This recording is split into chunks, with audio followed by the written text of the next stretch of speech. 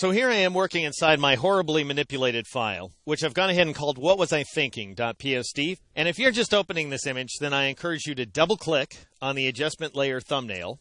And that brings up my adjustments panel, which I've put back inside the stack.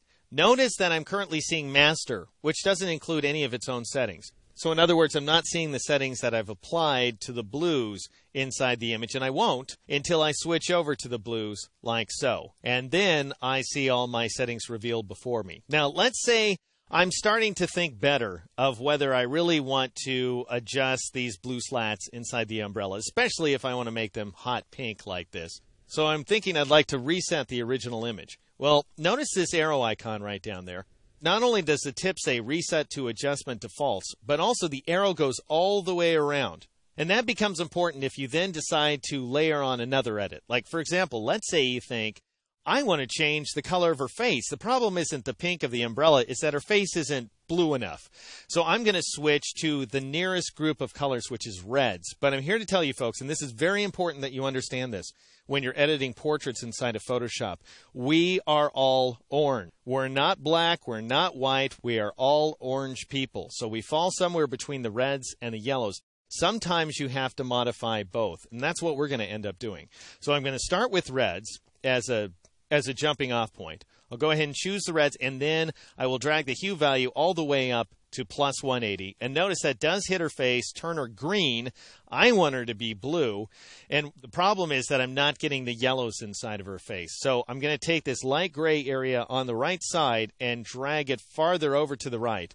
And you can see that now I have indeed successfully turned her into an Oompa Loompa, which is perfect. But now, I think better of it.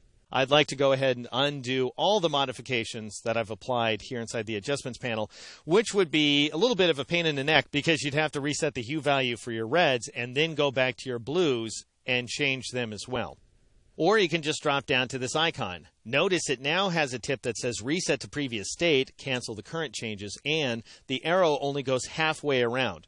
So if I click on it, I'm going to de-Oompa Loompalize her, but I'm still going to have these hot pinks inside of the umbrella.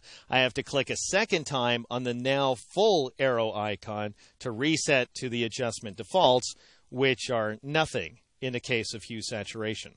All right, so we've gotten back to our unmanipulated image. We have a sweater adjustment layer. Let's use it to adjust the sweater by using this tool right here. This is the only tool inside of Photoshop that doesn't live inside of the toolbox. It lives here instead. And watch what happens to the selected tool. Currently over here in the toolbox, the rectangular marquee tool is selected. If I click on this tool, which I call the target adjustment tool, because that's what it's called inside Lightroom, then that tool becomes selected and none of the tools in the toolbox is any longer selected. Isn't that interesting?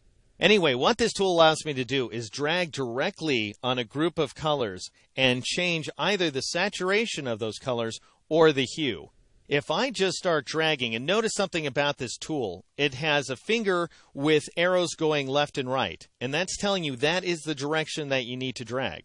So if I want to change the colors that are associated with a sweater, let's say, and I drag to the right, I will increase the saturation of those colors. If I drag to the left, I will decrease the saturation. And notice not only am I changing the saturation value, which is now in my case negative 69, but Photoshop has automatically isolated a range of colors and decided that the colors that I want to change are the yellows. Now then, if you want to change the hues instead of the saturation values, you press the Control key or the Command key on the Mac and drag.